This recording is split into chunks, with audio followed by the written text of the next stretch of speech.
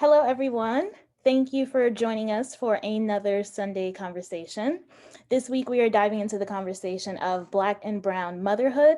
And just want to let you know that if you are new here, we welcome you to this platform that we gather in every Sunday at 2 p.m., covering a wide range of topics. You can also join us on Tuesdays as we highlight Black and Brown businesses and community leaders, or on Thursdays, where we bring you educational presentations on various topics. And just a quick little introduction to your co-host for today as we begin to get started. My name is Jada, and I'm the Director of Programs here at both sides of the conversation, and I am joined by... My name is Rico Hamilton, co-founder of Both Sides of the Conversation. I'm John Henry, co-founder of Both Sides of the Conversation. KaSelah, both sides of the conversation. All right, and just to let you all know, for those joining us on Zoom, you can add to the conversation through the chat or by raising your hand to be brought up as a panelist and have the ability to unmute and speak. For those on Facebook Live, we will be checking the comments to include your input. And with that being said, I am going to hand it over to John to overview our community standard and ask that at this time you all share the video. We really want as many people to be involved in this conversation as possible. We know that our previous conversation from the fatherhood perspective was a very big topic, and we definitely want as many mothers as possible to be a part of this conversation that we're going to have today. So John, if you could just review the community standards. Thank you very much, Jada. Both sides of the conversation, we are providing a safe and honest space for open conversation. Please be respectful of that. Please be respectful of all the panelists, hosts, and participants today in our group. Healthy debates and conversations are encouraged. Please don't personalize anything with anyone. No name calling, no bullying, no trolling, no shaming. That won't be allowed here today on our platform or in our group. Your perspective is yours. It is not a prescription. You don't have to agree, but you need to please show respect to everyone here in our group. We are trying to create an open forum for dialogue, healing, and education. So with these conversations, please be respectful. Thank you very much. We'll turn it over to Rico. Well, I'm just thankful that we're here for another amazing show. We got some amazing ladies that's joined us. We just gonna engage. We got an amazing co-host today to facilitate the conversation. KaSelah, amazing. Jada, they amazing. So they're gonna steer this conversation. Me and John, of course, we're both sides of the conversation. So we're gonna make sure that we can, give our input when we can. But this conversation is really about the mothers, because ain't no hood like motherhood and fatherhood and parenting and bringing it all together. So without further ado, I'm gonna turn it over to KaSelah and let her do her thing. Thank you, Jada, John, and Rico, and welcome everybody to Both Sides of the Conversation. We appreciate you being here with us today. I want to start by introducing our very lovely panelists and mothers. Let's start with Sabrina. Sabrina, would you care to introduce yourself to everyone? Sure. My name is Sabrina, and I am a mother of 4. Thank you. Naisha? Hello, my name is Naisha, and I'm a single mother of 3 children. Thank you, Naisha. Shamira? Hello, I'm Shamira, and I am the mother of 1 18-year-old. He's a boy, obviously. Thank you. Nasima? Hi, I'm Nasima. I'm a mom of 2 girls. Shanice? Your audio. Sorry, I noticed that. Hi, my name is Shanice Robinson, and I'm a single mom of 2 sons. Thank you, Shanice. And Miss Vanessa? Hi, I'm a single mom of 3 children. And so as you can see, we have kind of stacked the deck on the range of motherhood that we have here present with us. We'd like for you to learn a little bit more about each person's story. And so I'm just going to give everybody about a minute to dive into their background and their journey of motherhood. And if we could, again, just start with Sabrina and tell us a little bit about yourself and your journey with motherhood. My journey, I have 4 kids, so ages 22, 17, 14, and 7. I started very young. I had my first kid at 16. I'm 39 now. I mean, I got being a single mother down at this point. The struggle was real. The struggle was hard. The struggle is still a learning life lesson for me. I can't wait to dive into the conversation, but that's just a little bit about me. But I am a single mother of 4. Yes. Nasima. So, hi, I came into motherhood a little bit later in life, in my mid 30s. I am a single, well, not really a single mom, but I do co-parent my kids. But also come from a perspective that I was raised by a single dad. So a little bit different.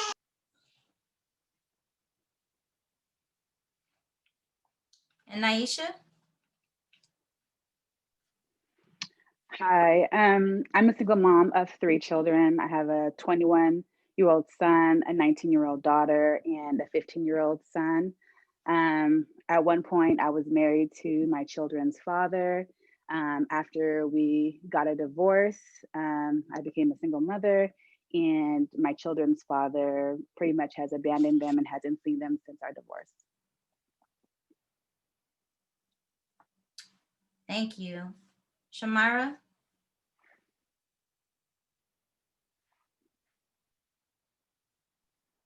All right, so I'm Shamira. Like I said, I'm the mom of an 18-year-old son. I'm a single mom now. I've gone through multiple situations. I was with his dad for quite a bit. And then I was in another relationship that lasted almost 10 years. So learning to kind of deal with bringing in another parent to deal with all the stuff that we had going on. And then now in the last 4 years, I've been a single mom. So navigating through that as well. Thank you. Vanessa? I became a single mom in 1988 when I first had my first child, and followed by the other 2. But it was a little different thing because I was surrounded by a lot of family. Neighborhood was, what it is, but it was pretty challenging, and I probably wouldn't have made it without the family. I probably wouldn't have made it without, being a good parent, or trying to be a good parent, was to help a lot from my mom. Thanks. Ashe for the family support. Shanice?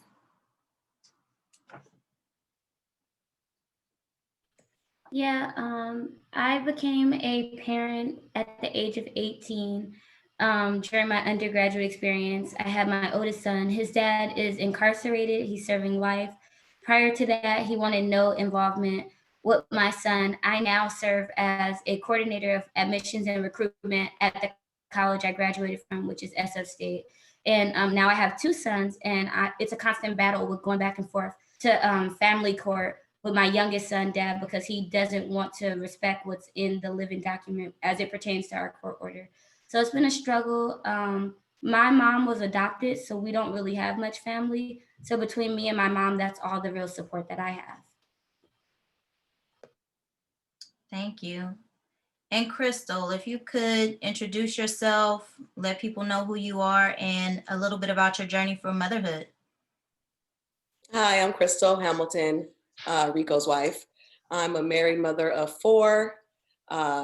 My journey has been a long one. It started young. We got married at 22. Our eldest is 16. And, being a married mother, a lot of mothers that I've met think that it's, a lot easier, which, don't get me wrong, my husband is a great help. But as we know, as mothers, we carry the burden of most of everything. I mean, literally, he can be in the same room and they will bypass him and come to me and ask the question, or need help with something, or they're hungry. And so, it's been challenging just being married young and having children at a young age.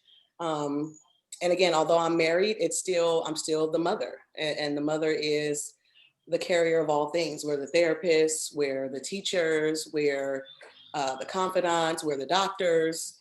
So many hats that we wear as mothers.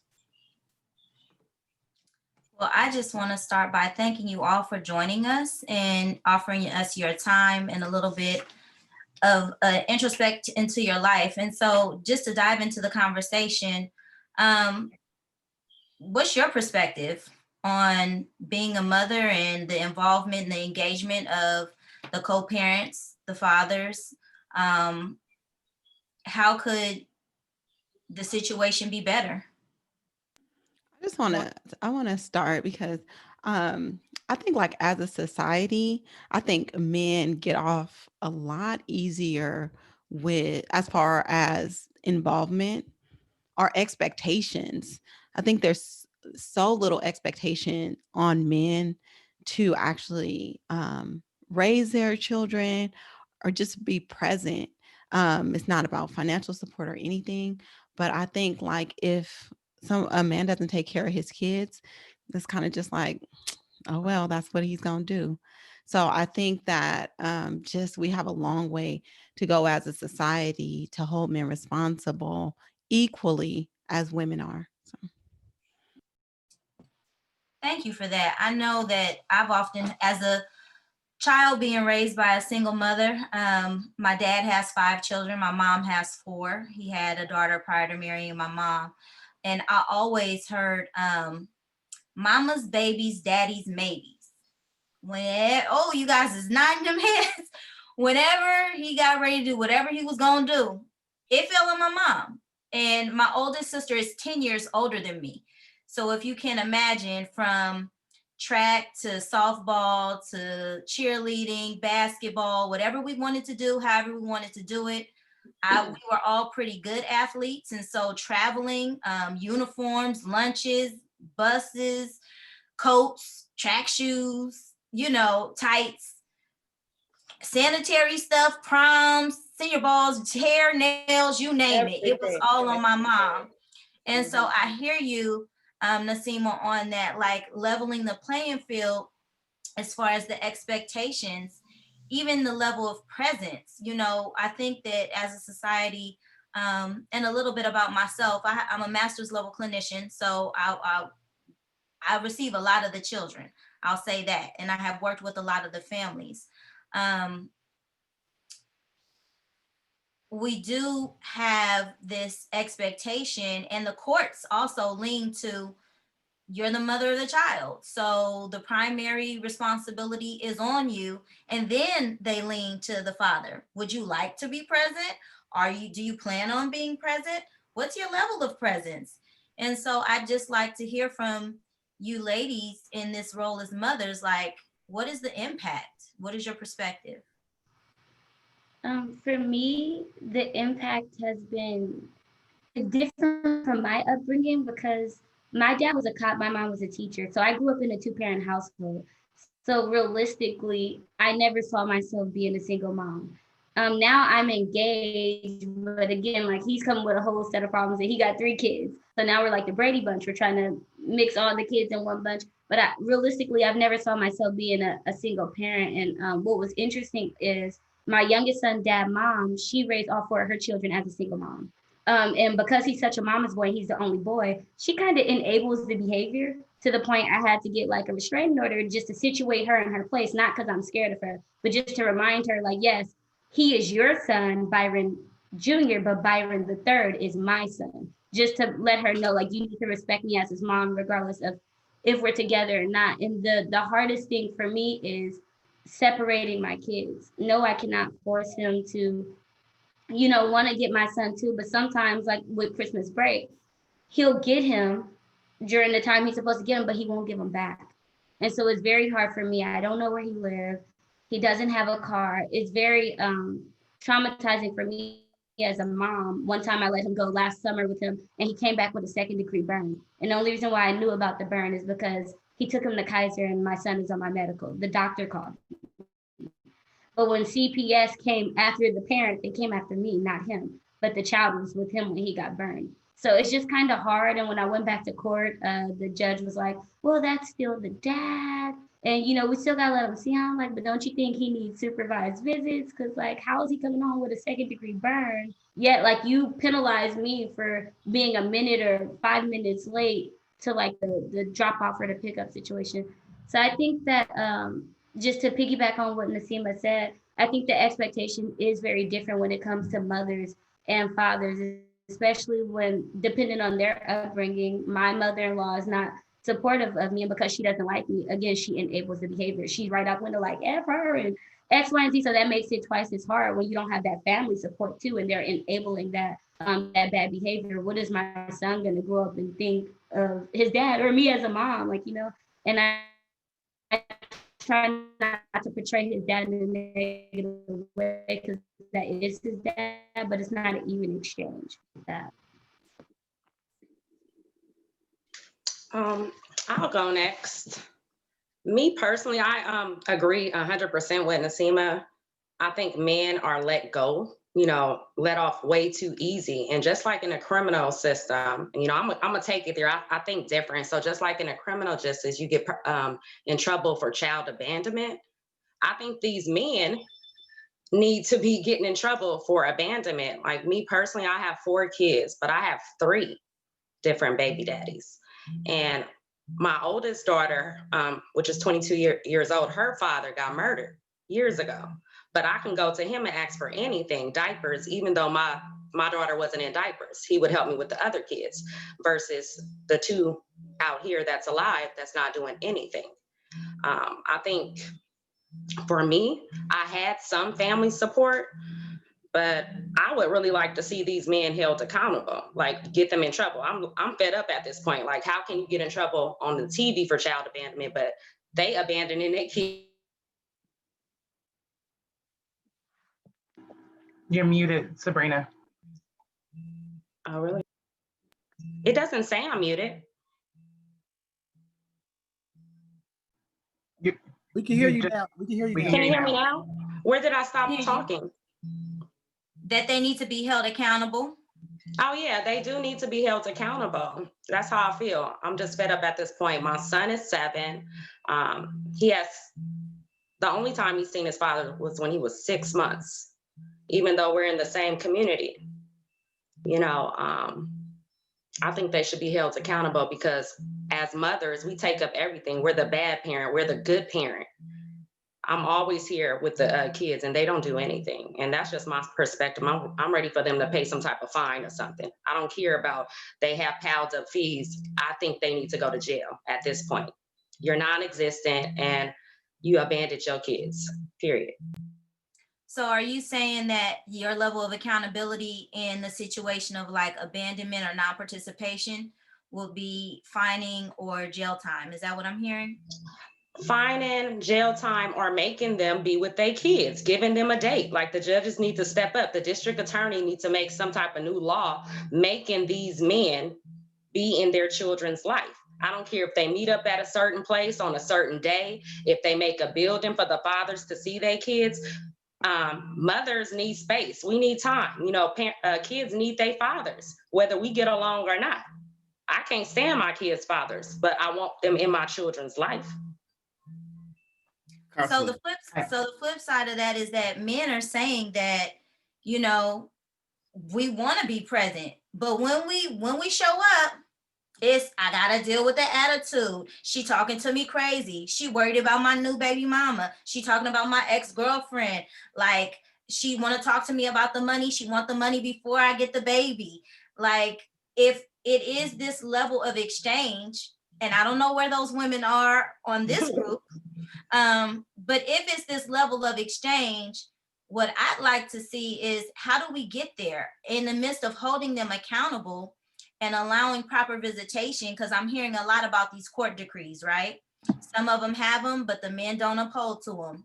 I can attest to that. Some of them have them, but they're not enforced. We can attest to that. And others of them have them and they don't care nothing about them. It's just like, whatever. So how do we meet in the middle with? I have a different perspective on that. So hopefully you guys can hear me. I switched my my audio, but sound great. Okay, great. So I think one thing that should be mandatory that nobody talks about is family therapy. For me, I think that's really important because typically when you break up, right, and you don't have kids, you get to just walk away. You don't have to worry about the things that you guys dealt with that wasn't fixed. That don't matter because you never have to see them again. But with kids involved, you're looking at the person that you feel hurt you or you hurt them every single day. So now you're trying to navigate through all of these things of now I'm single, raising this kid by myself, or now trying to figure out how to have you in my life when I already told you I want you out.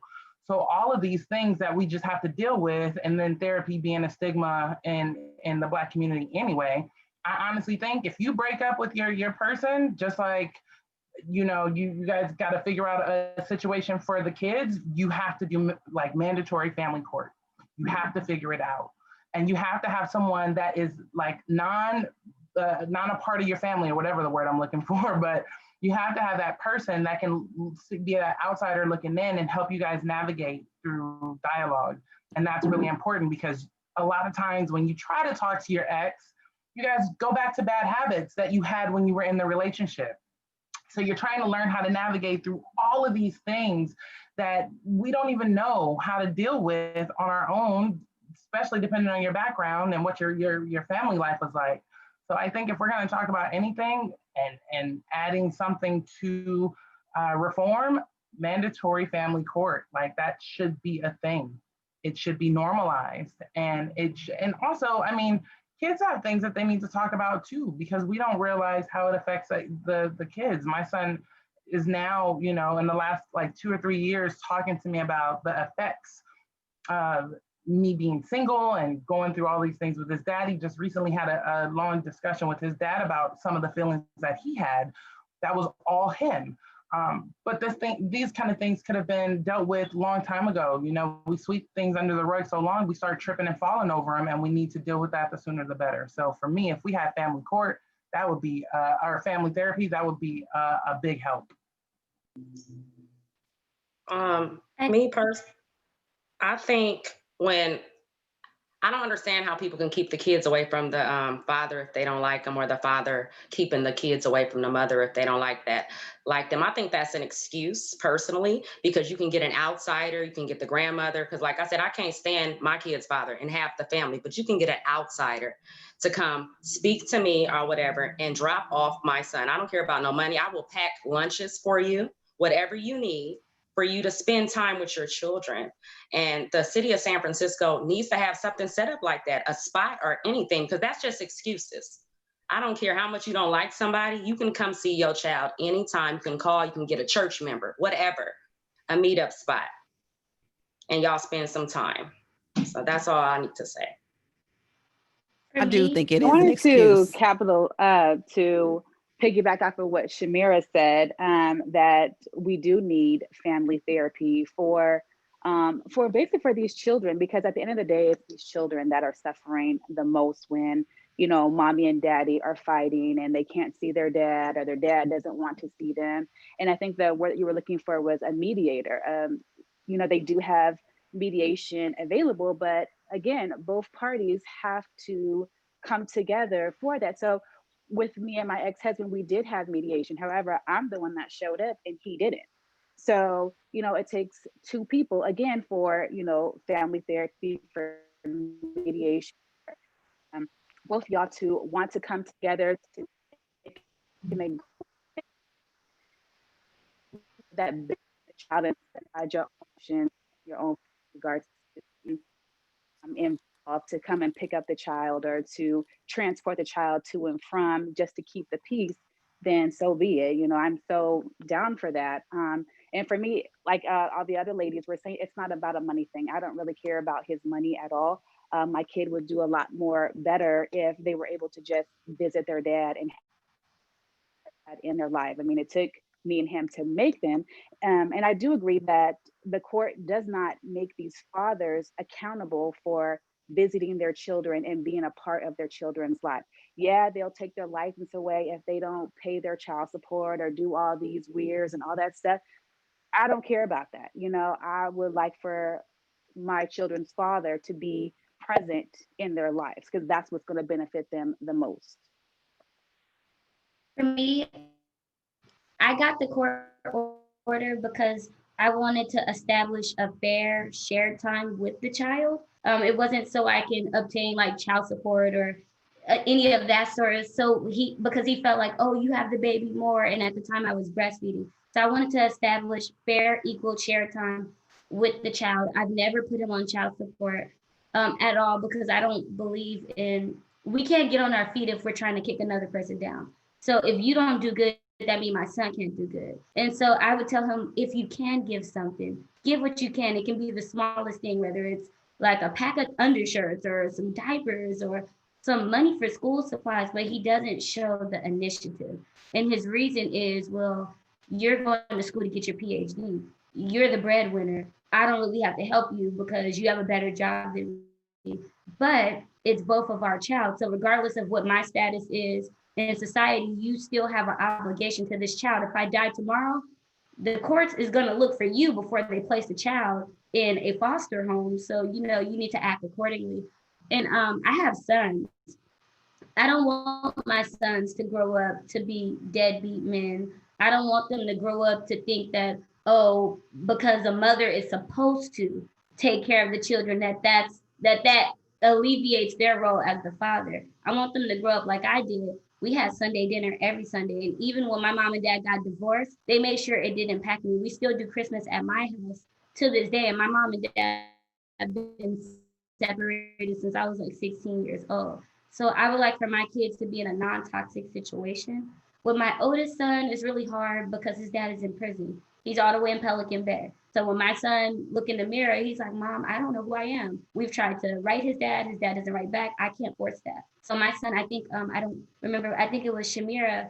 She said that we do need to have family therapy, and I'm in family therapy for my son. But sometimes that's not enough. They need to hear specific words from the parent that's causing the trauma. And so it doesn't matter how long he's in therapy, he's still angry when he look in the mirror. It doesn't matter how much I try to reach out to the other family, their lack of response. Like I think it was Nasima, we're always the bad guys, always. And my son the older he gets, the more angry he's becoming. And it's just like really sad. I'm gonna cry right now because I can't even relate to my kids. I had my I can call my dad for anything, but when your child not your fault, because I'm not one of those moms that's gonna cuss at you or no, just get your son. We don't even say two words to each other. It's just he doesn't step up and do what he's supposed to do because he feels like, oh, you're doing better than me. But it doesn't matter. Even if you can't financially give, like just get them and spend some time. Take them to the park. That goes a long ways. Give them some manly advice that I can't give them. Take them to get a haircut. I'm doing things that really the man should do. When I go to the barber shop, I got to figure out in Google, what is a taper? What is a fade? What is this? But if the dad was more actively involved, I would not have to do that. Shanice, you are so on point because, man, I've had to do that too. You have to Google things. I have two boys. I have an adult son who's 21 years old, and I have a 15-year-old teenager. And there are some things that, as a mother, as a woman, I can't teach my son, and he does. My oldest son right now, depending on who he's around, that's who he becomes. He has this identity crisis. One minute he believes in this, depending on who he's hanging around with. And then if he changes friends, then he believes in this. He doesn't have a dad to establish, his back is and to help mold him to be a grown man. And like you said, it's a generational curse because, these kids see that our moms are raising these kids. So then, when they become older and they have kids, who's to say that they're going to turn out to be a deadbeat because that's what they've seen and that's what they've experienced. And also the same thing, because, I'm a registered nurse, I have a lot of degrees and I make a lot of money. That was one of the things that my children's father was saying is like, oh, they're better off with you. You have this, you have that. I don't have this. So I don't need to contribute to that or to do this because you're doing better than me and they don't need me and I'm not needed. And they use that as an excuse. It's just an excuse, a cop-out excuse, in my opinion. So I just want to jump in there and say, it's okay if you want to cry, sister. These type of conversations are emotional. They are very passionate, and I hope the men in the community is feeling the frustration from the women. We are here to support and uplift our women in the community. Men, They need our support. So all our mentors, all our coaches, these are the things that our sisters, please listen. If they don't have the dads, us as the man of the community that are leading and are working, let's reach out to them. Let's help them get them to the barbershop. But this is y'all platform, and it's okay. These are tough conversations, but it's real. And these are the conversations that need to happen in our community. So I appreciate y'all. Be yourself. But this is what this is about at both sides of the conversation. We need the people in our community, the brothers especially, to hear and understand. So I just wanted to say that. Hey, I definitely wanted to. Oh, sorry. Go ahead, Vanessa. Oh, okay. So thank everybody for sharing. Thank you, John Henry, for giving your shouts out to the brothers. But what I'm kind of hearing, just listening to my sisters on here, the struggle really becomes a more of a struggle when mothers of our sons or our children fathers are not being supportive of us, like regardless of the mother-in-laws don't really like the daughter-in-laws or the child mother, it still shouldn't be no problems with the child mom. Like I'm listening to some of this stuff and it's about to make me cry because for one, I didn't have to experience those type of mother-in-laws that was like that. And I just think that's like the burden of the problem because we are women and hurt people hurt people. So if those women, of those sons didn't get the love from they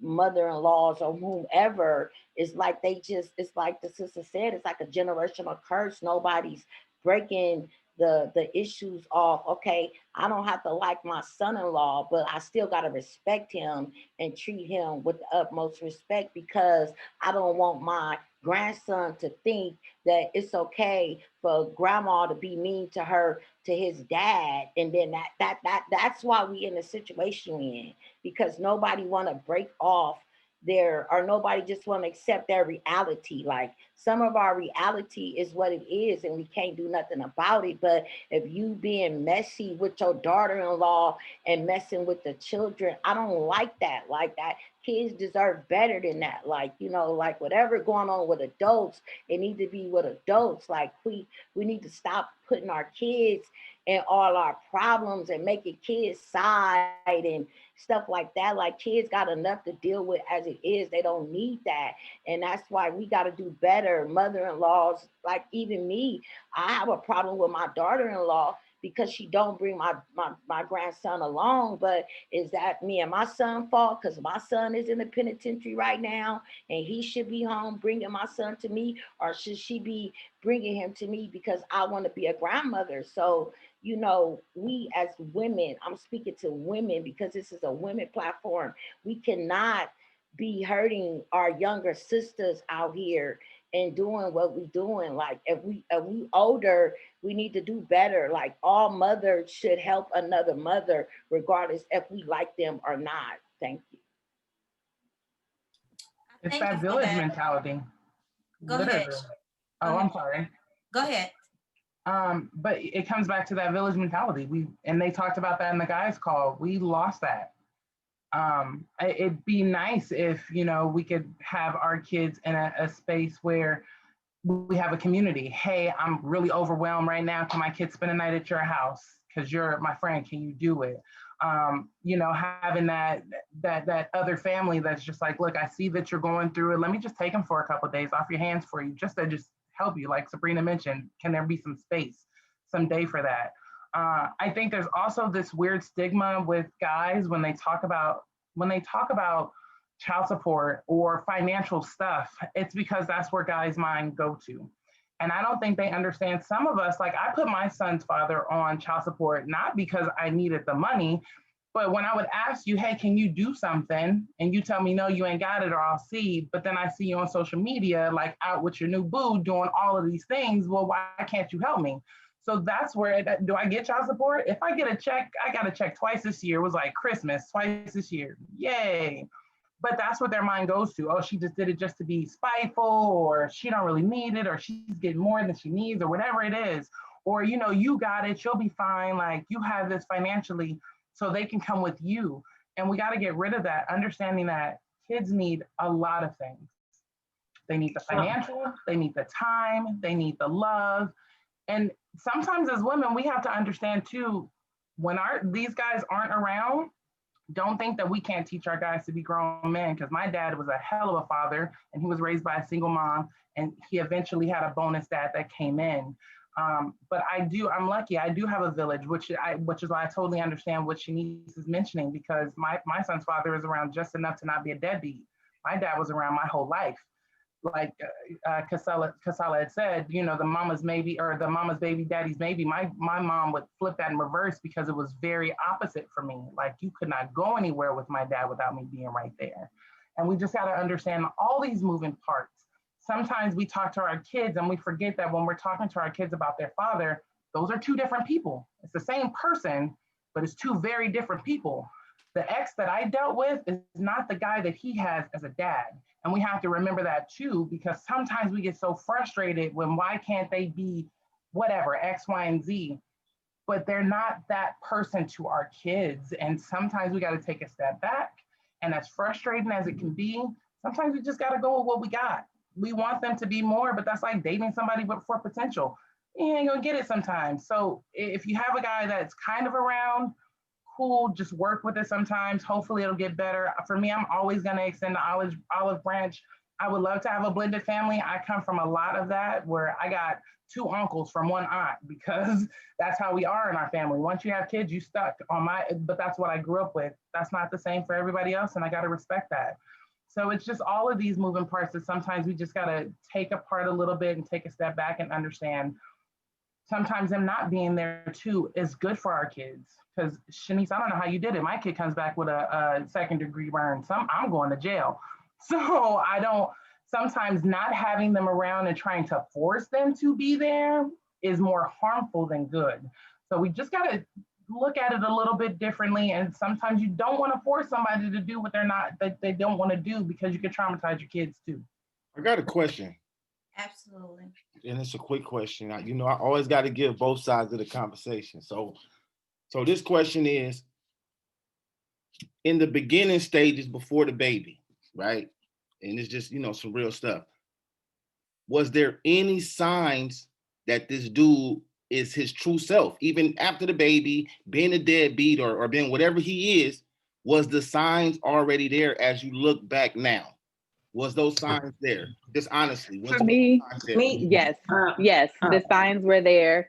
For me, I became pregnant when I was 19 years old, but my children's father had a previous child before him and I got together, and he didn't take care of that one. And so in retrospect, if a father is not taking care of his previous children, and you have a child with him, do not think that for a second when the relationship is over, that he is not going to take care, that he's going to take care of the child that you have if he's not taking care of any previous children. So for me, looking back, we were dating when we were 18. I don't know nothing. I was 18 years old, but looking back, he didn't take care of his first son. So me having 3 children by him and him abandoning them, well, now looking at it now, well, that's a common thing, because that's a repeat of history, because he already did that with his first child. So there are warning signs. There are signs there if we're looking for them. But, we be in love. We don't be seeing all that kind of stuff. We see potential in these men and not what they're really showing us. But then I think it brings the whole point back full circle. Like, why does it matter? Like, you have a child, take care of your child. And I think that at the end of the day, like I said, the expectations are totally different when it comes to fathers and mothers. And it should be expected, if you have a child, you take care of the child, mother, father. That's it. Me personally. Hold on. Go ahead. I just want to kind of just talk to that point. It matters because a person's behavior dictates what it'll be later on. So a lot of times in a relationship, we become so naive to the love or the lust part of it that we're not really paying attention to the individual part, the characteristics, who this person really is, what do they really, really bring to the table, other than, oh, you make me happy physically, or you make me happy within this moment, right? To whereas later on, even with women, like, we don't even date, like men and women, we don't even date each other to even realize I really don't even like this person for real, for real. I mean, the sex is good, or it's this intimacy part is cool, but like at the end of the day, I don't even like you because what I'm noticing around me ain't even cool. So I think it goes vice versa for men and women. And when we really look at it, it's like everybody give each other signs. And sometimes we're all, men and women, we're naive to the signs that we see. Because I mean, last week we heard men say, oh, she crazy. Well, if she was crazy in the beginning, why did you go along with the crazy, right? So I think like I'm only throwing that out there just to kind of frame it more so that we can look at like some of this stuff was in the beginning and we kind of like just kind of didn't notice it. And then how do we start to educating people out there? We got to notice the people that we dealing with in the beginning, so that way we don't end up in situations where our children aren't being co-parented right. Well, I think For me, that I want to say something. I absolutely disagree. Rico, this kind of sounded like the judge yelling at me at child court, telling me about welfare and government assistance and how the judge's wife stood home and took care of his kids while he was in the military. Meanwhile, the same commodity boxes his wife is getting is government assistance. The judge also told me I should have knew that my kid's father, I should have knew this man, when in reality, you never even know yourself. People level up every day. They have shows that say, I don't know who I married. True fact that the red lights do be looking green when you in love, but you still have that benefit of doubt because people change. So I absolutely disagree. You never know what's going on. People are changing every day like a computer. We are updating. So I agree with you that people do change, because the father of my children now, he is married to another woman and they have 4 children together, and he's been married to her for 10 years and he is taking care of those children. So, men do change. However, he's still not taking care of the ones that he made prior to the marriage that he's in right now, but he's taking care of those 4 children, which is a whole nother issue that I have, is how can you take care of half of your children and not the other half that you made? But that's a whole different conversation. I What think I it was is gonna important to say, acknowledge that, for one, life isn't a linear process, right? Just like they should have known, we should have known, shoulda, coulda, woulda, right? Like, we're here now. And at some point we have to take onus of the situation that we created, the situation that we're in. And for me, I'm hearing a lot about like, there's a level of accountability, there's a level of financial accountability, there's a level of emotional stability, there's a level of like support, there's a level of how do we just make it work, and who's supposed to make themselves, I don't want to say make themselves small to make somebody else feel big, but at the same time it's like, when do we ebb and flow where we can create that balance on behalf of our children? And men can say, oh, she was crazy in the beginning, or, oh, I had rose-colored glasses. Women can say I have rose-colored glasses on, but we're here now and the kids are here. And as a clinician, I get them. They don't give a shit what y'all did prior to or after. It's in the moment that they're living their lives and having this experience that I want us to look at. Like, how do we make that shift and get to that village that Shamira was talking about, and creating the space for our children to thrive? I think that while we have this men-women conversation, we forget about the kids, and the kids being able to thrive in whichever environment, whose ever home they're in. They should feel comfortable with both parents. They should feel comfortable in both situations. And how much of this do we stomach and like just swallow in order to make the children whole, right? It's never going to be even Steven. No relationship is. But what do we do, and what do we have to do? What turns do we have to make in order for our children to thrive? I don't know, just a thought. I just think that it's, there's a flip side to the coin. So, with what one of the ladies was saying was, as far as when, or just to piggyback off what Rico was saying, when the signs are there, a lot of the times you are blinded by the love, but then a lot of the times the signs are there and they're so well hidden that you don't notice it. For example, I have a friend who has a baby father and excellent with their child in the beginning. And now that he is having a baby with someone else, the things that he was doing for that first child are no longer being done. So is that to say that in the beginning that she didn't notice the signs that he would eventually do that if they didn't end up being together? Probably not. I just think that it was well hidden in the beginning, and now it's what he truly was is coming out now that he's with somebody else. And the flip side to the coin of that is that when we don't have a way of seeing things when it comes to our companions, or when we think about procreating with somebody, you know, because when you get in a relationship, the first thing as a woman I know that we think is, can I procreate with this person after the courtship and all those things happen, right? You see this person as a person that you can have children with, you see the qualities in them, or you don't. When those things are ignored, when you don't see those qualities, then the outcome of that is what a lot of us go through today. But my point in all that was that sometimes the signs are hidden in the beginning and they come out, you know, what in the wash comes out in the rinse later. And I have a lot of friends who are dealing with that. And they've had children with somebody who in the beginning was very great, and all of a sudden they get with somebody else and the relationship is no longer there. And then they don't do for the first children that they had with that person the way that they do with their new children. And I just think that that's ridiculous, because the stigma behind a father having children with multiple women is that, oh, okay, she good, she got it. Like one of the ladies said, it's always seen as, because us as women, we tend to be super women. So when they see that we can take on all this, that we can take care of the children, we have a career, we have the money, I think in society that it makes it okay for the man to give all the responsibility to the woman and no longer feel that he is responsible financially and or in other ways for those children, which to me is just crazy. It's just crazy how the roles reverse and they feel as if they no longer have to hold that responsibility because of the woman being so strong, or the mother being so strong, or the mother being able to do everything that she needs to do for her children.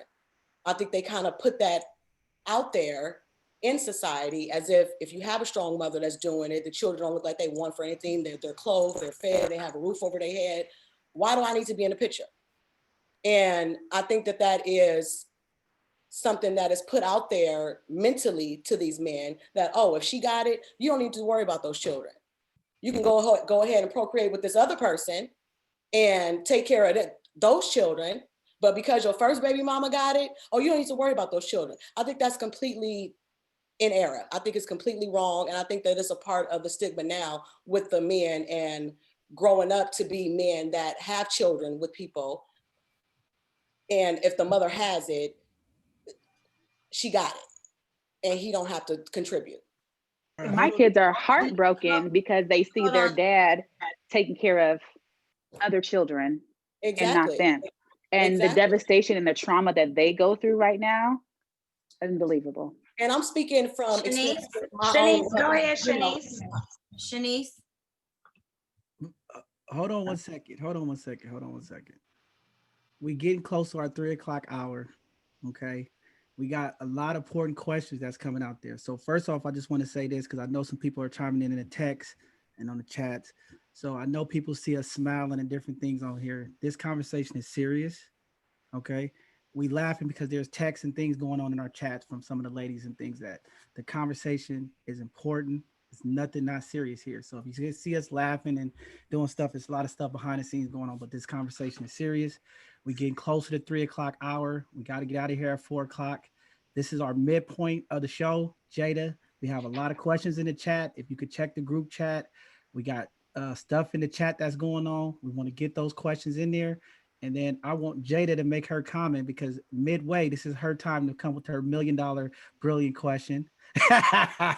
So I'm gonna give it to you. Before we get to that, though, we have Shanice who okay, we'll let Shanice go. Jada, get ready for your $1 million question. Well, I don't have a question. I just have like a small little input. I was just gonna say, realistically, no person shows you their true colors until you're actually dealing with them. So there's no way to really see a person's, or to be able to look for signs unless you're looking for something to fail to begin with, right? And so that's why I was going to say parenting doesn't come with a handbook. And that's why it's so important that when we do lean on family services to come in and maybe bridge the gap so the parents can come together as one, maybe through mediation and parenting class. I think that that needs to be mandatory, because sometimes they give us a bunch of resources, but they don't make it mandatory.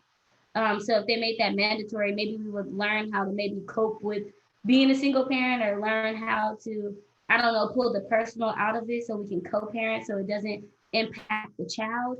I don't know. I think maybe family services should maybe strategically think, because a lot of the things and resources that they do offer, it don't necessarily work for Black families. So maybe they need to revisit that. And culturally, some of the things that they have given to me as resources, I'm like, yeah, the dad is never going to do this. I'm open to it, but they got to find other creative ways to bring us together. Or I don't know. I just think that that's super important culturally. I know with family services, they're like, yeah, do the buddy system, and you and dad pick your buddy days, and you're gonna have the kid. I'm like, yeah, he ain't gonna do all that. So other than parenting classes and this mediation, he'll commit to that. But I think sometimes men, depending on where they come from, they don't take the seriousness of them disliking the mom, how it impacts the child. My youngest son, he's scared to tell his dad, I don't want to go with him on Christmas. And I'm just trying to encourage him, like, hey, your dad has gifts over there for you too. You have a present. He's like, yeah, but I don't want to leave the house. And I don't want him to be whooped because he doesn't want to go with him, or feel like he has to choose between the two. So if parents, I'll speak for my situation, if the dad could maybe, I don't know if we can come to a compromise. I'm always like the bigger person. I wish he would just be the bigger person, but he didn't have a dad growing up. So I think he literally doesn't know how, and maybe he needs it. Maybe it's not family therapy. Maybe it's something internal with him, and he's projecting it onto me and to his son. So I worry about that being a domino effect when my son becomes a young man. If he becomes a dad, will he be a reflection of what his dad is, or will he be different because of what he grew up seeing? Right. I just want to jump in there real quick because I want to follow up something Vanessa said, and I think that Seema said, are one of the things that we talked about in the relationship part, right? Is some of the traits that we have to be mindful of, and it's consistency. And when people say they word, right? Because that kind of leads up to a person being absent, is their consistency and their word. But I think Vanessa hit on a key point that I really think is kind of going to structure the second part of the conversation when we dealing with, especially in single family situations, the influence of men who has mothers who are very divisive of the family process. And I think she hit on something key when she said mother-in-laws and mothers of men who have children sometimes is the start of the destruction of the man's ability to father, right? And that's something that we got to hit on. And then the other thing about the family courts making mandatory therapy, I think it's important part of the process. But again, to the question to the ladies is this: is it more beneficial for the child's father to be in his life, halfway faking to do the court order? Or is it better for the father to be removed if that's not really what he want to do? Because at some point we have to get to the realities, right? If I hear all the women on here talking about, attaching it to money, accountability, right? So if you have a man in his mind that he really don't want to be involved with this kid for whatever the reason is, and the only thing that's holding him to be there is the financial part, when do we separate the financial from the ability to parent, and we get that family support for the kid, right? Because a lot of times I don't know all states and all cities, but when you tie percentages to money, you bring out the fakeness of where a person really is. And that goes for moms and dad, right? Because if I get 15% and I pay this much money, I'm really not, if my mentality is not to be there with the kid, then it's like, I'm just doing this 15 cents because the court say this, so I have to pay this thing. So when do we get to a point where we take the percentage out of the financial and make a financial package for the kid, and we deal with the custody and the support of the kid or the father being involved? Because I think that's where we have to get to. And if those dads who just going to pay and walk away, they going to do that anyway. It's nothing as men we could do to stop that, right? But then how do we get behind that mother with the services to make sure she gets mentored, other men in the community that can help out? I think that's where we really need to be honing in and targeting the conversation. And so for me, I just wanted to touch on that because there are some resources coming. We have a partner project with UCSF that is called the Parenting or Pregnant Pop-Up Resource Village. It's going to be located in the Bayview. And so, ladies, if you haven't, or if you're not, please go to Pop-Up Resource Village on Facebook or Instagram and follow it there. The Facebook page is a little bit more thorough, but drop in what resources you need. We have certain hoods that are the Future Zone, the Health and Wellness Zone, Food and Agricultural Zone. We're looking at resources, and we're actually building out this project right now in response to mothers' needs. And like Shanice was saying, some of this stuff is just not culturally appropriate. We want to make sure that it's done through a culturally appropriate lens, that the services that are being offered are actually necessary. I saw something in the comment about respite. We're talking about mothers groups. We're talking about how do you extend your maternity leave. We're talking about all of those resources that mothers really need, like food, if my nipples are chapped, if my feet are swelling, if my kid don't drink cow milk, where do I get all of these different things from? And it's amazing because we've done some focus groups with moms, and we're doing some focus groups with providers. And I would love for you ladies to be able to go just to that place and even send a message with some of your input about services and about relief things that you all need. We talked about a meditation zone and about doing mommy workshops and having mommy support groups and play dates and, you know, just different things like that. Even a clothing swap. I had these kids, I don't have babies anymore, so somebody else can really use these materials. And so that pop-up resource village, we're looking to launch February of 2021. Again, it's going to be in the Bayview. It's being supported by UCSF and some other projects there.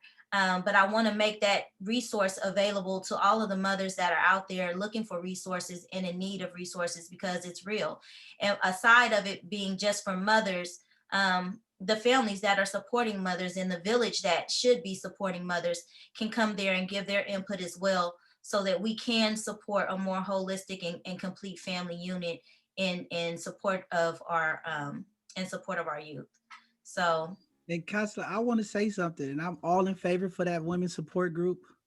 No, it's for the entire family. Of course, we start with the mom and the baby, but it's really being geared for the entire family. Like the women have different age groups of children. What are we doing for the kids that are 15 so that the kids that are 5 can be attended to? So we have to start somewhere and bridge out. And the fathers and the co-parents and other additional caregivers are definitely a part of that village. Right.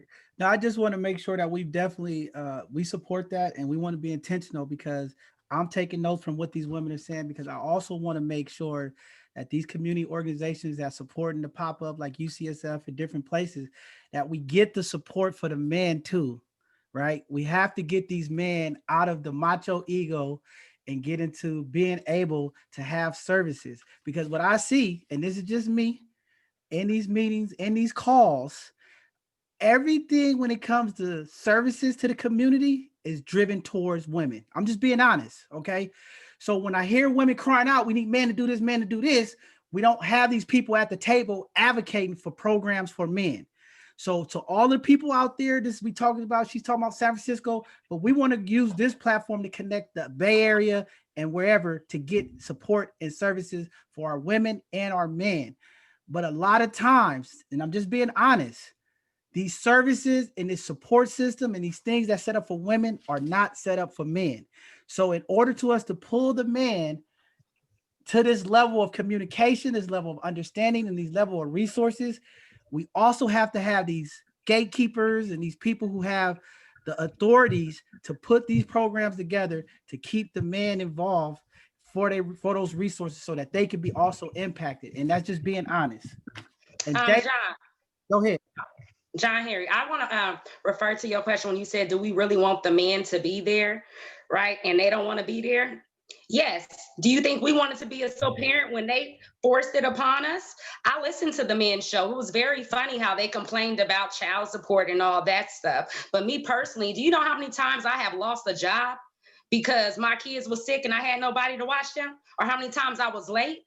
Do you know how many times I couldn't get no sleep at all? Like the men complain, but we are always here. You know what I mean? That was so funny. That was the funniest show. Meanwhile, we working our butts off with minimal hours of sleep. And right now we going through coronavirus. So we double single parents right now. I'm gonna need me a check after this is over because I have post-traumatic stress. Y'all don't know what's going on. San Francisco needs to give these mamas a break. It needs to be mandatory. Right now, we need a monthly stimulus check. Why you playing?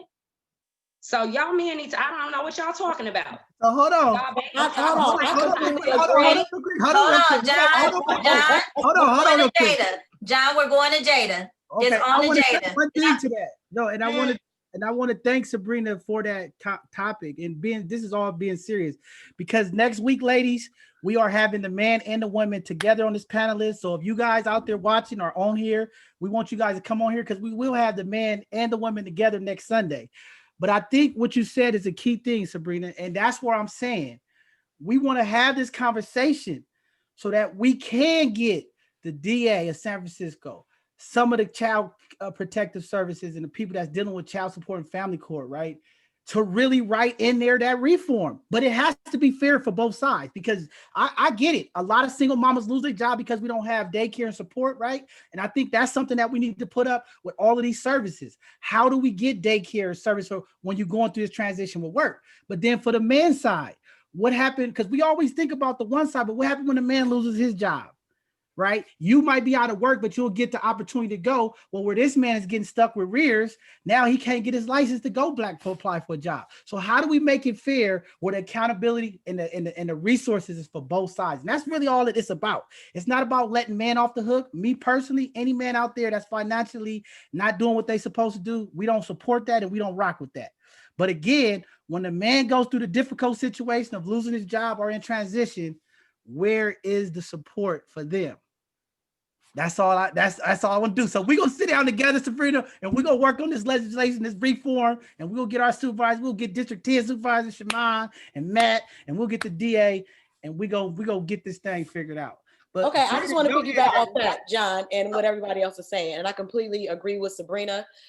I'm an old school I'm an old school thinker. So to me, the old way needs to come back. Just like how in the African-American villages, they taught these young boys at a young age to go out and hunt and provide for the family. I think we need to take it back to the educational system. Why not have a class on how to teach these African-American fathers, or just fathers in general, how to be a parent, how to be a father? Just like how we had home ec and workshop and all this kind of stuff that they've taken out of our educational system for our children, that these essential things that they're taught in school that they've taken out. How about we have a workshop to teach men how to be fathers and how to be present in their children's lives? I think that should be a requirement to graduate. Just like how you have financial workshops, just like how you have when it comes to your credit, just like how you have all these other things that you need to become a well-rounded individual and adult. Why not have these workshops for the men as teenagers? Why my 16-year-old and my 14-year-old should have a class in high school where they're taught the basics of becoming an adult and being an active father in your child's life should you choose to have a family. I agree 100% with you. Go ahead, Jada. I got a quick question after Jada. Oh, Rico, let Jada go. Hold on, let Jada go. So just want to say, Crystal and Sabrina, you both got a lot of response, a lot of feedback from what you just said. People are definitely loving that. And I want to share one comment and then a question that we have from Facebook. So the comment that I want to share with you all is someone said, I think different women bring out different things in men, but the kids suffer through it, which is sad. And then I want to share a question that we got from Gloria. Definitely want to shout out to Gloria for always coming in with great questions for each panelist. So she said, thinking someone will be a good parent because it's the right thing to do is a song we've been singing for generations. How do we get young girls to know the history of this and the huge risk it is to have unprotected sex, and consider when we do have unprotected sex, we are taking the chance of being the only parent? Ooh, can I jump in on this? Because I got a real unpopular opinion that might make some of you women dislike me. Please. I'm sorry. I'm with that first part where, yes, different women bring out different things in guys. And it's interesting. My son's father's current girlfriend, I couldn't imagine being with a dude that doesn't take care of his kids. I just couldn't.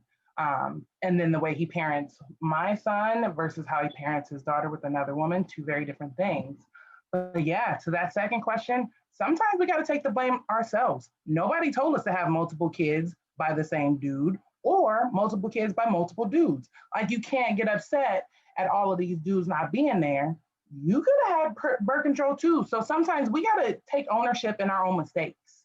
And we got to make sure that we don't repeat them, because when we don't take ownership, we're teaching them to our kids. But now I agree as far as women bring out certain women and their characteristics bring out certain things in men. However, it goes back to the discussion of the mother of the father of your child, the mother-in-law. Now, as women, as mothers, and we teach our children, our sons, to grow up and to respect a woman, right?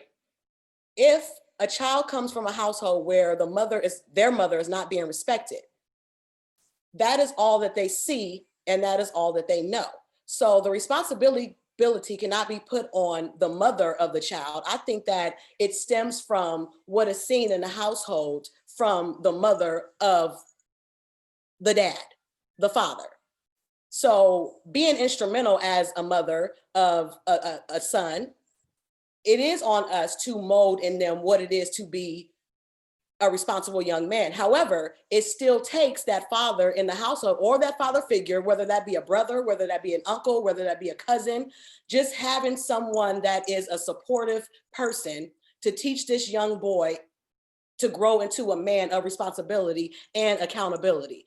I don't think that if I'm a bitch, if my son is raised to respect women and he sees that in our household, irregardless of my bitchness or not, he's going to then carry that on into his relationship as a grown man, into his marriage, into his companionship or whatever. And then he will be able to be a type of man that is knowing that it's his responsibility to take care of a child that he created. But I think it stems from what they see from their own mother in the household. I don't think that I should be blamed for my husband, if we were to get a divorce, for him not taking care of his next children. That ain't my fault, because he took care of these children. Systemically, is that what he saw as a child? Is that something that he saw in his household? Mm-hmm. That didn't come out until after our marriage? And then that goes back to the conversation of seeing the signs from the beginning. The signs can be there, but then they also cannot be there. A person can totally flip the script and take off a whole nother mask and be a whole different person underneath. And I don't think that us as mothers, we should be responsible or held accountable for their actions. Really hear you. So hold on, Rico, let Rico go. Hold on, let Rico go. Hold on, let Rico go real quick. So Miss Brown Hamilton. So like there's a saying, do the chicken come before the egg, right? So every male was raised by a woman, period, in this world. When women are the only ones that can procreate, male and female, and they all come in various colors. Is that correct? A correct statement? Right? It's a correct statement, right? So a lot of our boys, so me and John, we do a lot of groups with a lot of young men, right? I have transitional age youth who are 40 years old. They never transition into their manhood ever. They still little boys, but they're having children. So people see them, oh, he a man because he 30, 40, 50 years old, but his characteristics is constantly showing a little kid. You bought him the PlayStation to sit at home so he wouldn't cheat on you. And you thought this was going to be your child father? Come on, like think. I want y'all to think with me, like for real. Because my mom was a single mom, and I'm irritated behind my dad not being there for me. You know what I'm saying? So I said, I'm gonna change that cycle. So like a lot of men has never transitioned. And part of that is what come first, the chicken or the egg? He was raised by a woman.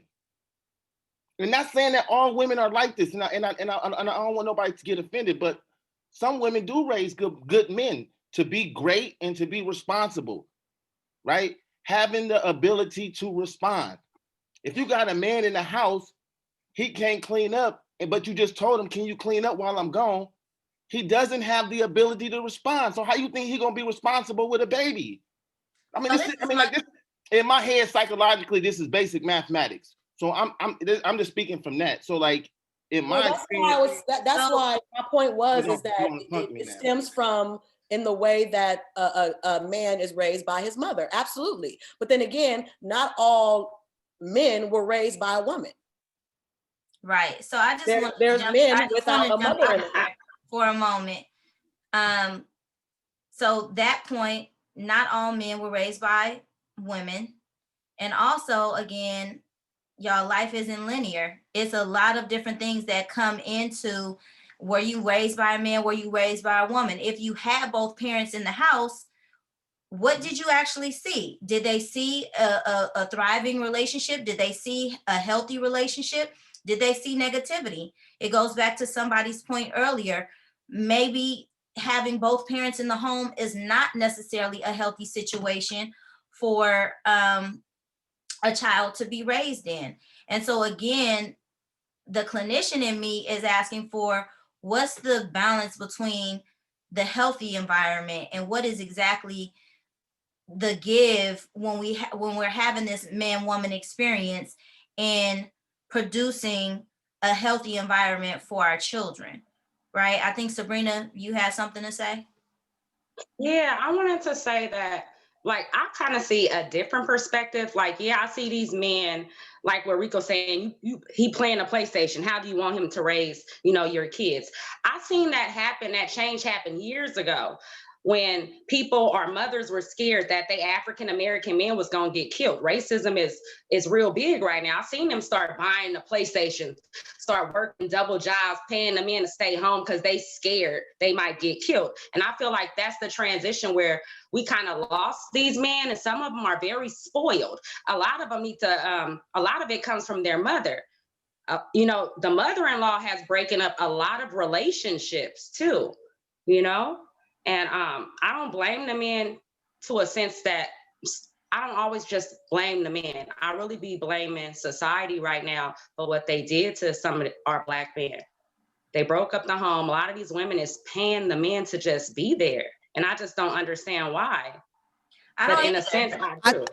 I think that on the other hand, I do understand. But Sabrina, I think like what you're saying is a little bit deeper. And I think something that we haven't addressed is that, we have to look at history, and history has broken up the Black family since, we landed on this continent. We have never had a strong family. And so we're dealing with generations and generations of trauma that we haven't been able to heal. And then like when you guys are talking about like dads need to have parenting classes, I'm a labor and delivery nurse. I know everybody needs to have a parenting class because we are not innately taught how to raise kids. And I think as a society, like so much is put on us, like we're supposed to know things that we don't know. And so that we just cannot ever figure out on our own. And so we have this burden and we're just trying to figure stuff out. We're really just trying to figure stuff out. And most of the time we're doing it with good intention, but it's coming from a place where, number one, like I said, we still have a lot of healing to do that goes back generation to generation. And then two, we are not taught to be parents, period. And I think we should start there. That's honestly what I meant by good point of the conversation where we need all the ladies and the men. We're going to create something. We're going to get it legislatively. We're going to work with our city officials. We are going to put a cultural curriculum together for parenting for Black males and Black women in our community. I want to be a part of that. I want to get some of our other community organizations. Like, let's come together. I think Crystal made 100% what we need, because the school districts ain't gonna do it, right? And that's another thing in our Black community. We are depending too much on school districts, elected officials, politicians to solve our issues. And yes, I'm in agreement with mental health, but again, my experience with dealing with people in mental health, We always talk mental health. We have the highest society of Black people graduating in psychology and clinicians, but we still have the problem in the community. So I don't know if that's the 100% fix when we talk about mental health, because Black people are not getting mental health. So with that being said, how do we do it ourselves as community? And it's going to take you mothers or fathers, right? Because there's no handbook. But what we can do now is take these experiences, these learnings that we have experienced with these obstacles, and put it together as a start point and continue to grow from there. We have to give our young men, we have 17, 18-year-old young men who are having babies in our communities that has no clue how to be a father. And we have young women who don't know how to be young women. And then we build up this generation of kids of dysfunction. And the self-hate. And this is where we, as me and Rico, we always praise our women on this platform, right? But we need our women to also be conscious of the negative effect that you can impact our young men and the men of the community. And I think we have to make sure we understand that, because when we talk bad and say, you ain't gonna be shit, you gonna be like your daddy, or we have these vulgar conversations about the other parent, and men do this too. This is not just no woman thing. We as adults, fathers and mothers, we have to do better when the relationship is over, to watch our tone and our engagement around our friends and relatives when we are having conversations about the counterparts around our children. So I just wanted to throw that out there. Kosh, go ahead and take it off to continue. But I just wanted to throw that out there. I just want to catch, Shamira had a comment. Oh, I wanted to say that that's what I meant by women taking ownership, because we're doing a lot of stuff talking about these guys, but we really do have to look at ourselves and what we're doing, and some of the behaviors that we have ourselves that's really hurting our kids too. Just like Nasima said, we should take parenting classes too. We need to have, moments of just, hey, what should I be doing here, or who can help me? I don't know everything, because we're really good at figuring it all out and putting it all together, but we're breaking ourselves every single time we do it. And I'm pretty sure a lot of us, married or otherwise, because I just like Crystal said, people think that married couples have it easier, and I don't think they have it easier. It's just different. We all, as moms, have had moments where we just want to sit in a room and cry and get through everything, because life is just happening so fast. So there's all of these moving parts. Again, like KaSelah said, it's not a linear thing. So when I say we got to take ownership too, I mean that we have to literally take inventory of our emotions, our feelings, and how we're putting that out there for our kids too. So yeah, just to throw that in. Absolutely. And just to kind of just quickly piggyback off what Shamira was saying, when the responsibility for us as mothers, as we know, is a huge responsibility. And I saw someone mention in the chat, just even being conscious of what you say in front of the children, what you say to your family. My mom always taught me, like, don't tell everybody your business, because irregardless of if you think in that moment that everybody needs to know what happened between you and your man or whatever, they don't. You have those selected few, a hand-picked selected few of people that you trust, that you can tell when you're in a bind with in your relationship, right? And then also, when I said that we need to bring it back to where the men are taught to be fathers, also the women need to be taught as well, because as we know, parenting and being a mother does not come with a handbook. We wing it. We do the best we can. We go off what we've seen, what our mama taught us, what our grandmama showed us, and then we have our own way innately of how we do things. I think that we should have even, a workshop. Back in the day, when you got married, you had to get a blood test. Why? Because they wanted to be sure that your blood types were compatible. Well, how about we have a workshop with a mother and a father, or a woman and a man, to where you go to that workshop and let's see and do and create the tools and the things that's necessary that we need to see, are we compatible in the first place if we decide to have children together? How about we have workshops like that, where it's the woman and the man, we come in, we're taught certain tools, we're taught things that we need, necessary things that we need to be parents, as companionship. Because like somebody mentioned in the beginning of the forum, half the time you don't even know until it's too late. I don't even like this person. You know what I mean? I think it's become a thing in culturally to where we skip steps. You know what I mean? We've skipped the courtship. We've skipped getting to know each other and go straight into having a baby with somebody, and then here we go. So why not have these workshops to where we come together as companions and we learn about each other? I'm gonna learn your good and your bad. You're gonna learn my good and my bad, and then we decide whether or not we can deal with the good and the bad of each other. And then ultimately we'll know, okay, I don't need to be procreating with this person. Because in this workshop, I found out things about this person that I know I can't deal with, and I don't want to have that around me. And if I have children, I definitely don't want it around my children. Because again, it goes back to what they see and what they're taught. Man, So not only do the man need the education, I think that the women and men need it together as companions. Right. I wanted to answer John's question. You had asked like what can we do as a community, and I think we're doing exactly what we're supposed to do. We're having a conversation, but if we can just extend the conversation, because I live in Contra Costa, so while some of these issues may pertain to a certain region, I have a whole different other set of issues. So maybe if we can invite more people to the conversation, so that way there's changes being made across the entire Bay Area, like you said before, John. Definitely. And one thing here at both sides of the conversation, we are trying to reach not just San Francisco, the Bay Area, around.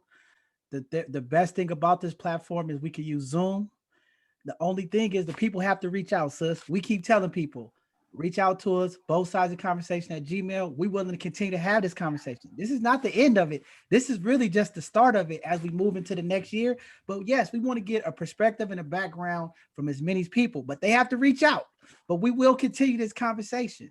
One of the things that I wanted to say, and Crystal, I think you hit it right on the head. But because we have 2 labor and delivery nurses on here, the guys been messaging me. They want to talk about this paternity thing, right? The guys like, they ain't said nothing about paternity yet. So we got 2 labor delivery nurses on here, and we talking about reform, and we talking about putting this plan together, how we going to structure family court.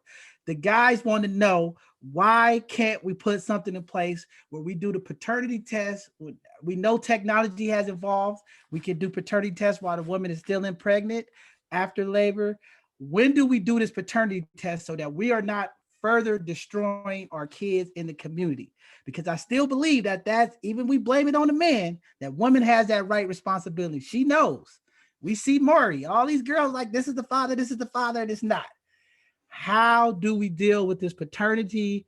We got to make reform so that we are not further damaging the kids and the people of our community. Because we had a guy on there who talked about 12 years taking care of this kid. Then he finds out it's not his kid. Now the situation is left. Now maybe this dude want to just walk away. He's bitter. The kid loses. At the end of the day, the kid suffer from all of it. But since we on this topic, we got 2 labor and delivery nurses on here. Let's talk about this paternity thing. I'm a labor and delivery nurse, but that doesn't fall on us because we just deliver the babies, and there's a lot of stuff that happens before then. Like, I understand, like maybe like making that a requirement for discharge or for filling out the birth certificate, but that really doesn't fall on us. And I understand wanting to ensure that the baby is yours, especially if you're going to be held accountable legally for a child. Like, I totally get it. But there's tests you can do as early as 10 weeks that can help you determine if that kid is yours, and it's based off a blood type. So if you really have concerns, that's something that you can do. It's not even cost prohibitive. It's something that you can just ask your doctor to order. But I don't know. Don't put that on labor and delivery nurses, because we got enough shit to do when the baby is being born. Yeah. I wasn't trying to put it on you guys. What I'm saying is, as we're thinking about writing or asking for this reform, I'm just trying to get the perspective for the man. Like, how do we do? Like, what are you guys' thoughts on how to do it? Is it before discharge, or like, that's all I'm asking from that perspective? Oh yeah, no, like I said, like if there's really concerns, like there's ways to tell as early as 10 weeks after inception. So that can be one point. I think that the way that they do birth certificates is a little interesting because I could have had anybody up in that room sign that birth certificate, and it didn't have to be the dad. I mean, and so yeah, I think there needs to be some reform in that regard. You know, but also, also, and I know this is not directly addressing your question, but I think there are a lot of men that are willing to step up and be legally responsible for children that aren't theirs. And I think we haven't talked about that at all. Um, I think there are a lot of men, like really, really good men out here that bear the responsibility of other men that don't step up to the plate, and they shouldn't be left out of the equation. So, Nice. I may not be a labor and delivery nurse, but I think it should be mandatory if you're doing child support that there is a blood test because the courts are not, it's not equal at all in any way. I am one of those people that hate the idea that they take your license from you when you don't pay because I mean, it puts as racist as the world is, the last thing I want, whether I like my son's father or not, the last thing I want is for him to be pulled over for trying to drive to his job and now being put in some possible life or death situation because he doesn't have a driver's license for child support. Like, there's got to be some sort of balance with that. I've been in dealing with that with my family. I possibly have a sister out there. My dad was in a relationship. He thought he was in a relationship when he was 16. He found out when he went to go see the girl being born that not only was he not really in a relationship, he was a side dude because she was married. So he doesn't know if he has a daughter out there, which is, there's still some hurt in that. And I still see that. And that was, you know, she would be in her 40s now. I have a cousin who found out, and actually my cousin was found out that my other cousin, they were together, you know, it's just one cousin, cousin-in-law, whatever you want to say. That's how she found out he was cheating on her because all these years later, it was like 7, 8 years later, here comes this baby that's only a couple months younger than the baby that they have together. And what it did to that family, you know, the husband that was involved that thought that that was his kid this whole time, now to come to find out that that's not, because she looks completely like my cousin, not the husband that thought it was his. So all of those things, it's the equivalent of when somebody steals a kid out of the hospital and the turmoil that happens when now you got to put this kid back in their family, but they've been raised with this whole other family for all of these years. How do you navigate through that? And I listened to the guy's call, and the bickering between the two dudes was ridiculous to me. This girl put you in this messed up position, so you just got to learn how to co-parent the three of you guys. I think we honestly need to start having honest discussions and having it be in a safe space, like Crystal talked about. Like, can we have uncomfortable discussions without worrying about you hitting me or you leaving or any of that kind of stuff? Because if a girl life happens, whatever the reason for you sleeping with multiple people in one spot, life happens. But I need to be able to be in a safe space to tell you this so that we can figure that out. But I mean, that's passed down too, because how many of us have parents that would say that's none of your business, and then all of a sudden you find out 30 years later that your mom is really, or your auntie was really your mom, and your cousin did this, and like, it should just be honest discussions. But we live, especially in the Black community, under so much secrecy. It just creates more turmoil. So I think one thing is to start being honest with your partner, being honest with your kids. In general, just, it's easier to just speak your truth all the time. It's less to cover up so that you don't have to worry about all of that later. No, I think that's real. I think that's important. And I think that's what we're trying to do here is create that safe space. And that's why we really on our guests and our members to be respectful, because I think the more people feel comfortable, we can have a conversation without the arguing, without the violence. But Naisha, did you want to speak on the paternity thing? I know she jumped on, but did you want to speak on that? Sure, just like my other labor and delivery nurse sister, like she had said, you can get testing within as early as 10 weeks. I don't know that the education is out there for the young men to know that. Also, in our hospital, the man has to sign the declaration of paternity papers to be on that birth certificate. So if you have any questions or any doubt, you can delay signing those papers. Also in the courts, and I know this personally, is that when the father is served child support papers, he can say and request that he wants a paternity test.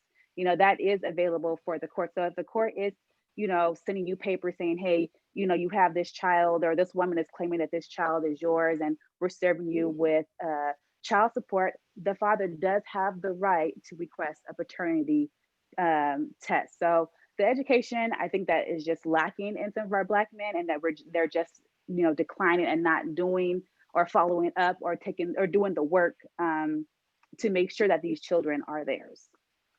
So I would you guys agree the reform should look like mandatory paternity test at the time of delivery? No, I think that's already there, John.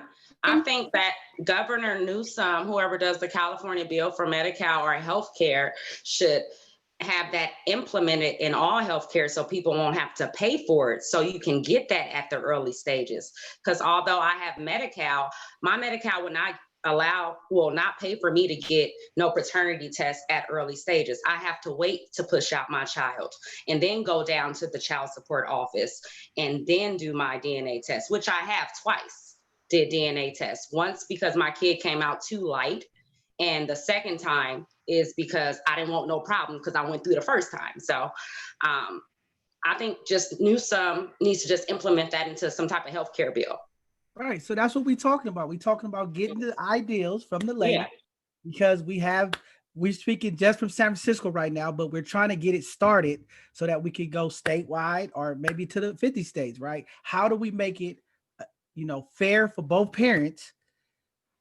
The time of pregnancy, like, Nasima said, there's technology now that you could do it while you have the baby and you at 10 weeks, or when the baby come out, or like, we need to have this done. So however the bill is written, however the coverages need to be, like, that's what we want to talk about, because I think that's important part of. We have to establish the both parents at the time of the delivery or the time of conception, so that is fair, right? But I don't think that that's the issue. I think that those cases are a really, really small subset of men that is not their child. So I think this is kind of made into a bigger deal. Then it's like, okay, well, now we know you the daddy. So now what? So what are you gonna do? And that's the what are you gonna do that really needs to be addressed. I was just gonna say that I think one, it should be optional, because there's some parents who know for sure we've only been dealing with each other, right? So that may make some people feel uncomfortable. Why the hell I gotta do this? But then also I know from experience, when I was going to do my court order, we did have to do a declaration of parentage, because what a lot of people don't know is none of us have rights to our children until it's established in the court. So if you go to jail, and we learned that when my sister went to prison for murder, when you go to jail, your child will be awarded to the state, because no one has went and said, I am this child's mother, I am this child's father. People just think other than a birth certificate, that's all you need. And that's not true. If you're on welfare, they will require for you to do a DNA test so they can track the dad down, so they can put him on child support. If you fail to comply, you will not get any type of government assistance.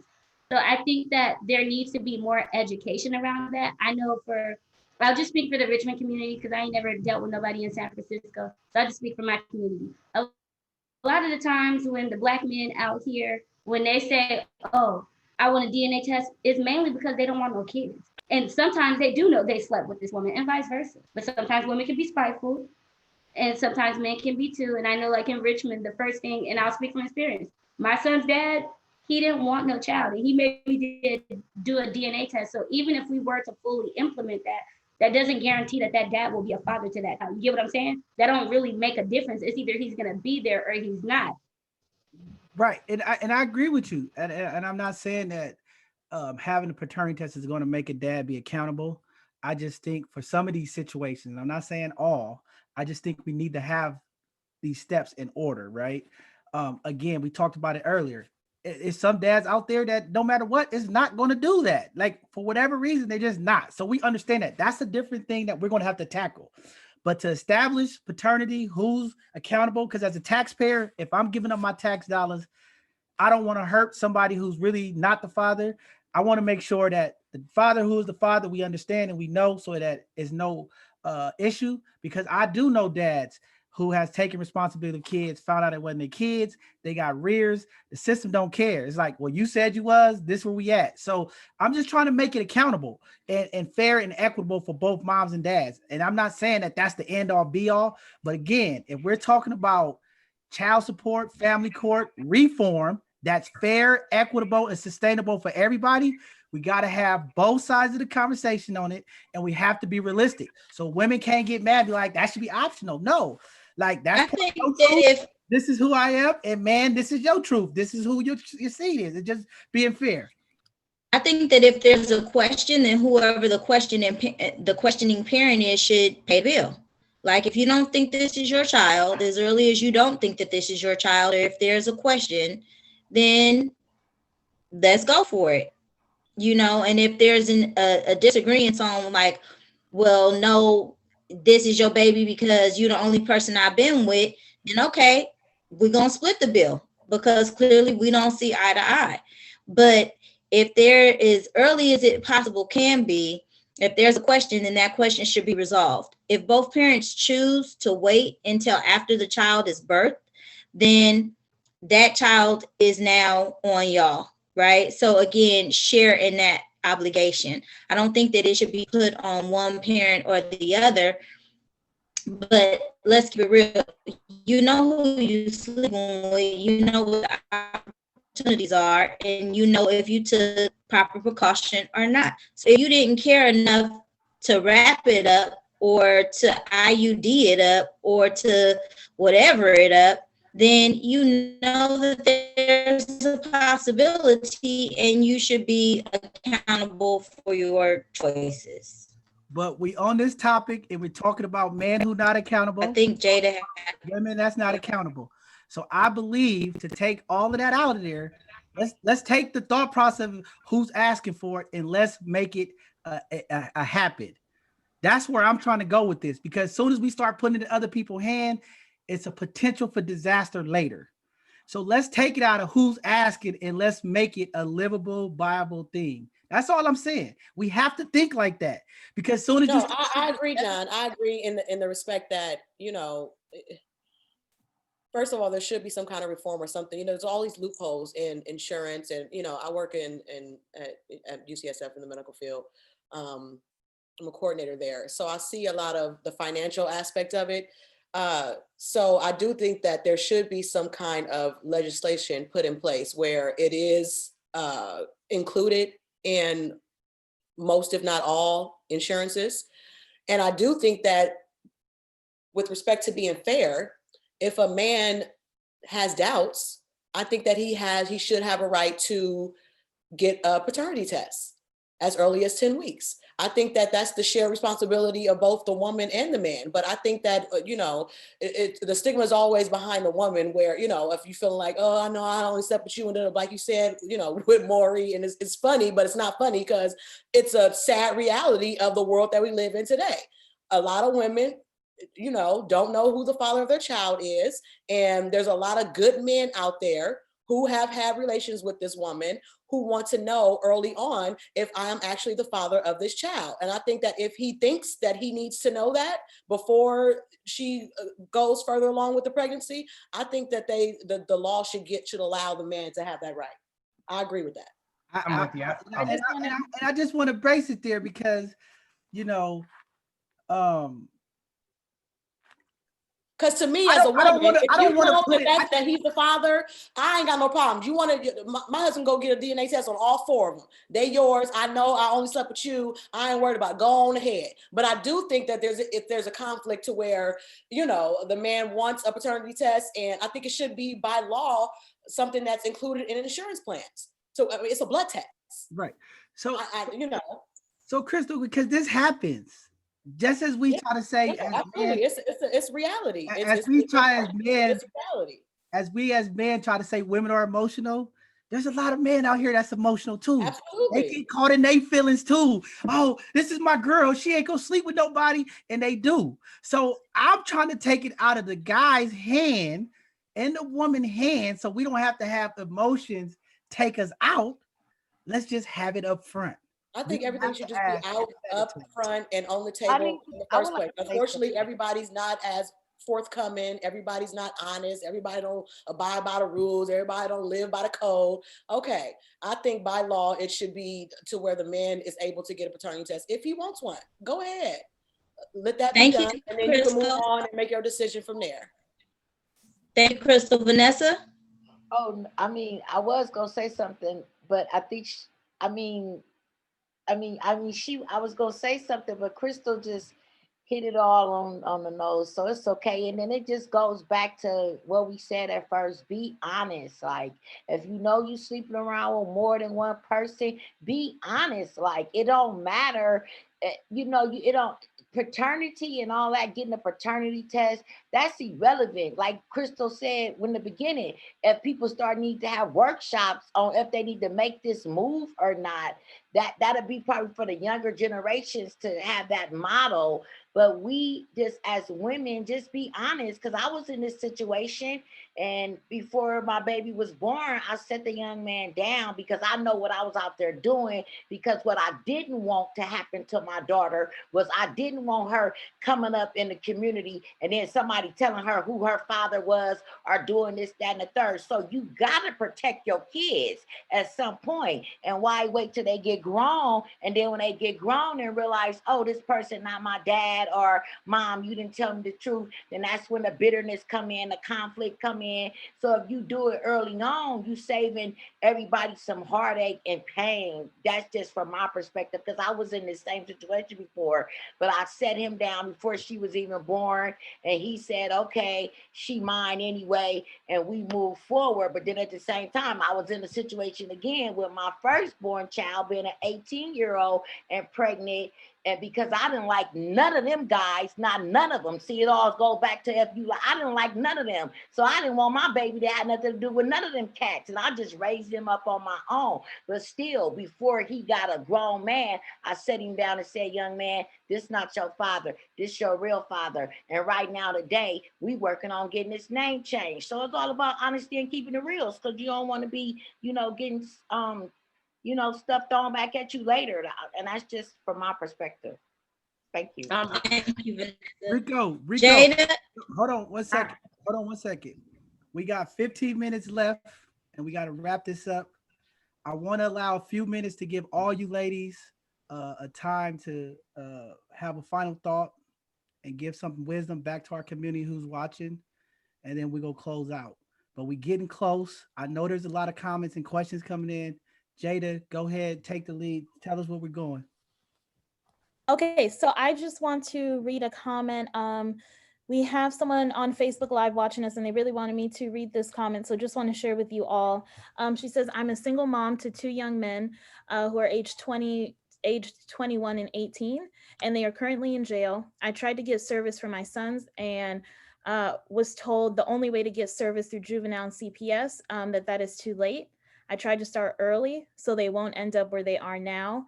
But I'm assuming teaching them budgeting, learning about credit score and parenting services, that I think she believes that all needs to start before high school as a way to prevent that from happening.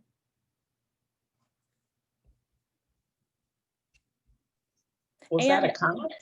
Yes, a comment. And then she also would like to know more information about the UCSF information that you shared earlier, KaSelah. Yeah, so Costa, can you put that in the chat, and then Jada, can you take that information and post it to the group, because I see a lot of people asking about that. So yeah, put it in the chat today. Yeah, we'll put that as a link in the group. But yeah, Costa them is a part of an amazing program that's moving forward. So we definitely want to get that information out to the community. So with that being said, Jada, did you grab all of the chat? Is there anything, nothing in the question answered before we go? And I know these conversations are great, people. I'm really sorry. I know there's a lot of people trying to chime in. We're going to keep this going. This conversation is not going to stop. This is the start of it. We got many more. Again, This is not a San Francisco thing. I'm seeing people, we are trying to connect as many people we can. If you want to get involved, again, you just have to reach out to us, both sides of conversation at Gmail. We are trying to bring unity to our communities. This issue is not a San Francisco issue. This issue is a worldwide issue. But we can start here in the Bay Area and make change for the entire country if we come together. So it starts with unity. So we just want to let everybody know, yes, me and my co-founder and Jada, we're from San Francisco. So we're speaking from our roots. But again, this is not a San Francisco issue. This is a worldwide issue in the United States of America. We are just trying to start the platform. You know, if they say in the West Coast, we get it started, we're trying to change so that we could be the model for the rest of this country. So we're just starting that process. Right. So I guess I'll give my final thoughts. So I mean, I just would say that, you know, before we close, that, you know, you women are queens. You are the foundation of our nation. When we touch our umbilical cord, no matter who we are, we know that we are cut from and extended from a woman. So, you know, I empower all of you women to understand your greatness. You know, you carry all of the power. You have the power, you know, to be great and to accept and get whatever you want in your life. You know, and I truly, truly, truly understand that and know that, you know, to be 100% true. Um, you know, young women out there, understand your greatness. You're great. You can get whatever you want also, you know, but I still always got to refer it back to, you know, you get whatever you accept to yourself. You know, you don't have to settle for nothing. You know, settling for less is only go get you less. So, you know, keep them high standards of yourself, because you are the ruler of our nation. So, you know, that's just all I would have to say. All right, we just go around. Naisha, you want to give your final thoughts? Sure. First, I want to encourage all of the single parents on this panel and everyone that's listening. It's a hard journey. You know, we didn't grow up wanting to be a single parent, but sometimes that's just the cards that got dealt to us. And so let's just do it the best way that we know how, and look for resources to help out in your community. Also, I wanted to let the grandparents on here. I saw some comments in the chat. Grandparents do have rights. You do have rights to your grandchildren. You can go to the courts and get visitations to your grandchildren, even if the mother or father does not, or is prohibiting you from seeing your grandchildren. Grandmothers, grandparents do have rights. So look for that in your court system. And that's all I really want to say. But all the single moms, keep your head up. Thank you. Jada, you want to go, Jada? Nothing more to say other than thank you. This was very insightful to hear all of you speak. And I'm really looking forward to next Sunday. And glad that the women got their platform to speak, because last Sunday or the Sunday before that was a lot. All right. Sabrina. I just want to say to the men out there, please step up, especially to these young little boys, because they're going to be our future men. And also to the men today, just because you heard us talking about you, we still love you. We still trying to support you. And to all the single mothers, I don't care how many kids you got, 2, 3, 9. I don't care if you got 6 different baby daddies. Nothing was by mistake. Everything was written already. Them 9 kids, them 6 different baby daddies, that was already written into existence. So go ahead and be your best you. Continue on your journey. You are a great mother. To the city of San Francisco, the district attorney, Governor Newsom, changes need to be made to bring our families back together, to bring these homes back together, to get these kids raised up with the proper education, to be there for family. And that's all I got to say. Thank you. That was deep. Nasima, you up next. And we are reaching out to the city, county, and San Francisco district attorney, some of the family court people. We're going to have them on and have some conversation with them. And we're going to really talk about this reform. So I just want to let people know things are coming down the pipeline. We're going to make this happen. But go ahead, Nasima, close us out with what you have for. I just wanted to say thank you for all you moms. Thank you guys for having this conversation. I think this is an important conversation that needs to be had because there is a lot of healing that we have to do as a community and we have a lot of growth. And so I think these conversations, this is just a seedling of a conversation that needs to happen, but I think that super duper important to have. Also want to say that at the end of the day, it's really about these kids. And I know we often look to other people to help us in these situations. But the most important thing you can do is take accountability for your actions and try to improve yourself and build up yourself so that everything around you is better. But I'm saying all of this because I with my first child was intentionally a single mom and was raised by, like I said, a very strong dad, had a lot of male support around me, and I thought that she would be okay. But at the end of the day, she still needs her dad. And so I think men need to acknowledge that kids need them, not financially, just just to be present. And it doesn't have to be a lot. I mean, the few times a year my daughter sees her dad, it means the world to her.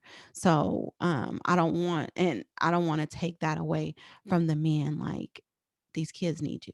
That's it. Thank you. Thank you. Crystal, give us some last words. Crystal, you speaking to the community. Well, I just want to thank you, John, and Rico, Mr. Hamilton, for this platform. I think it's very important. I think that having both sides of the conversation is something that is essential, something that's missing, something that we need to get back to. And just to all the mothers, everyone on this platform, all the women on this platform, all the mothers, you are beautiful, you are needed, you are necessary. Your work, although it may seem like it never goes unnoticed from another mother, definitely not from our children. And I just think that we need to start over and build from the ground up and provide these resources to our families, to our women, to our men, to our children, and just raise better communities. Culturally, we just need to raise better communities and stick together. You know what I mean? I feel personally, for me, if I'm not good, my girl ain't good. My sister ain't good. My mama ain't good. If they not good, I'm not good. So I just think we need to come together collectively and understand that it truly, truly takes a village to raise a child.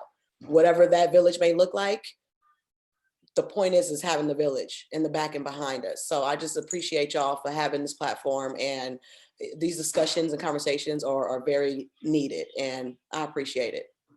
Thank you. Thank you very much. Vanessa.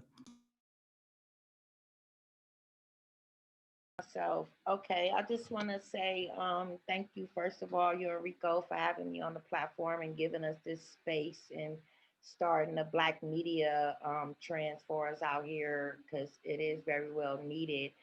But I just want to say to all of us right now in urban America, that we in this COVID-19 and it's all about our children. I know we was talking about accountability for mothers and fathers, but let's just make a pact to ourselves that one of our accountabilities is going to be that our children get the education that they need so that they can survive in this world. So regardless of what adult is not giving them what they need in life, with their education and their self-esteem and their confidence, they're going to know how to treat people with love and respect, regardless if it was taught to them or not.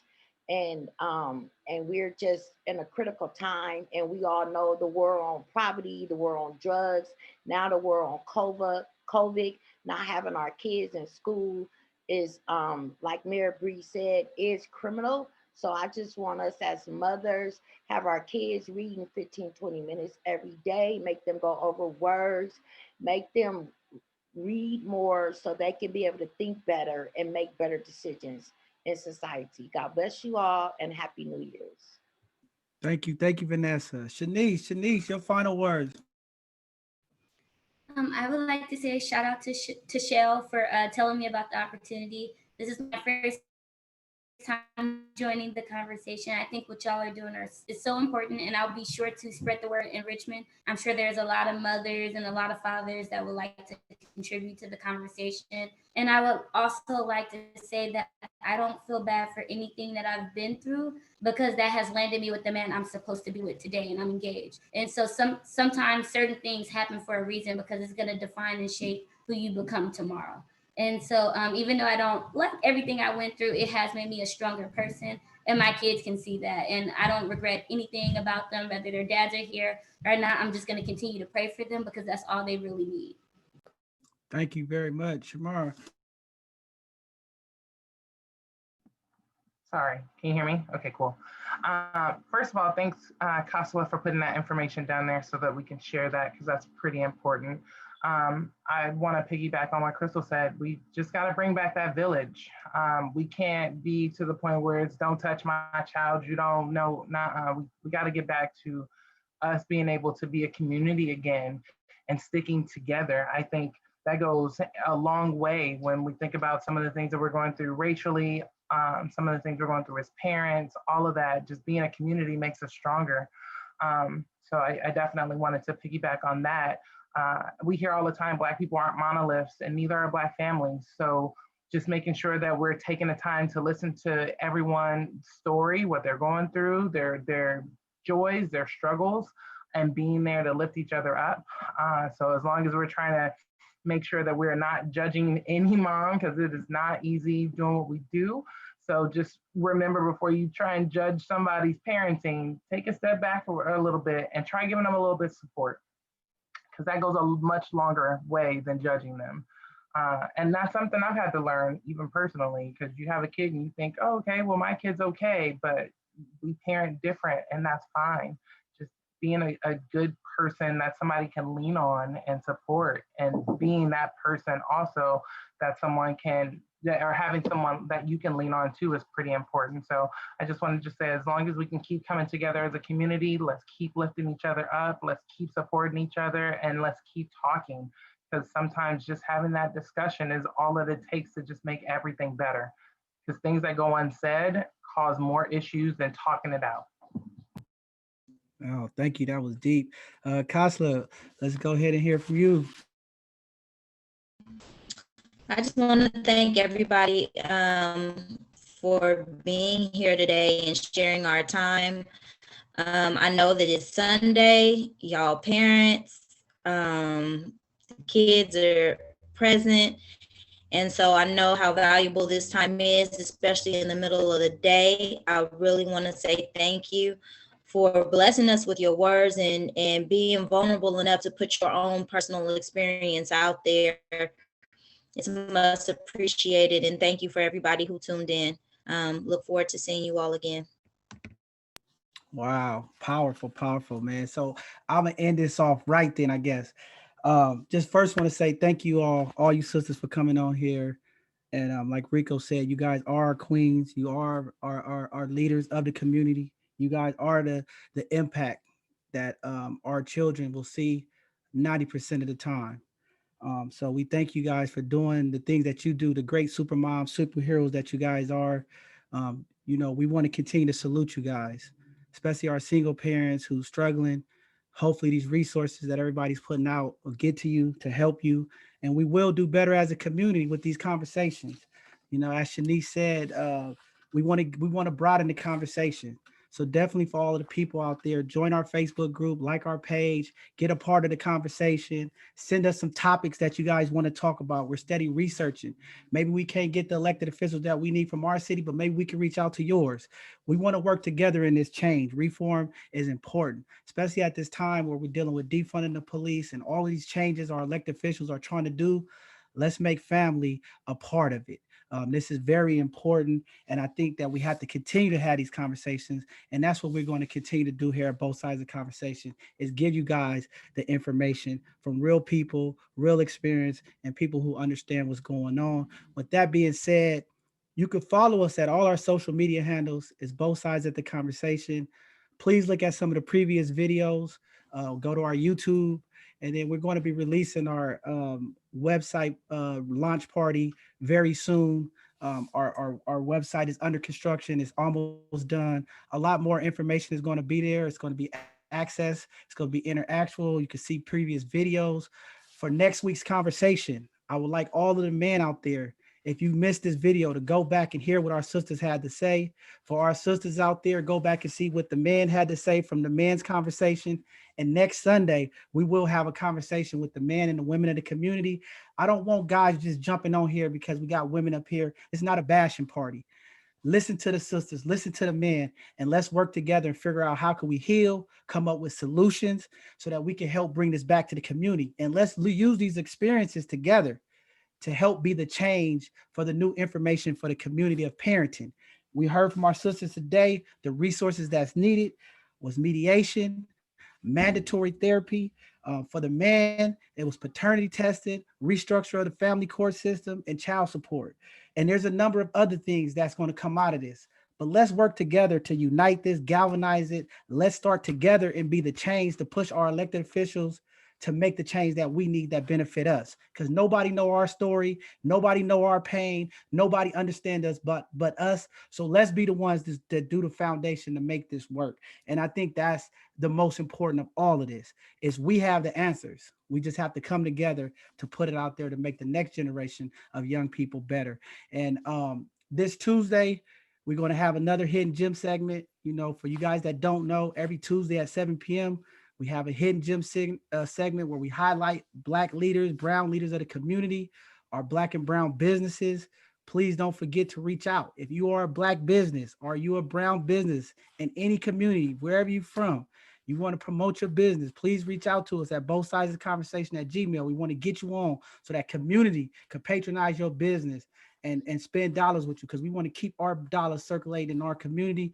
And if you know somebody that's doing something to make, because we don't know everybody, but there are a lot of different individuals across this barrier that's doing amazing things and across these states, reach out to us. We want to highlight them so people can know where you at, what's going on, and get involved. Because you see, these sisters on here talked about the things that they might need when it comes to barbershops, haircuts, different things. And we want to make sure that all of these people are connected so they have a wealth of resources. And then our Thursdays, every Thursdays, 6 o'clock, we have our educational Thursdays. We are continuing to look for more professionals. We need HR people. We are trying to intentionally educate our community. If you have a talent, if you have a PowerPoint presentation that you think is important for our community, and our community to know, we understand that the gap that we're suffering is because of the lack of that knowledge and information. So our educational Thursdays are very important. So if you have a PowerPoint presentation that you feel our community needs to know about and it's going to impact us, please reach out to us at both sides of the conversation at Gmail so we could get you on to educate our community. And then every Sunday, we have our Sunday conversations where this is community conversation. You could get involved and we go talk about the difficult conversations in our Black and brown community that's not happening. And that's this Sunday, our Sunday conversation. So next Sunday, same time, 2 p.m., we're going to bring the mothers and the fathers of the community. We're going to take these two experiences. We're going to talk about it. And we're going to come up with some healing and some resolution. So with that being said, thank you guys for joining today. I am John Henry, co-founder, and I have Rico with me. Rico, co-founder, both sides of the conversations. Thank you all for coming and supporting both sides of the conversation. We had some amazing women from all different walks of life to come and support us. And definitely, I got to give a shout out to my wife. Thank you for showing up, babe. Love you. Crystal, I love you. You have an amazing one. I see you with our baby boy. There you go. Thank you, guys. And that's both sides of the conversation. See y'all later. Bye. Thanks.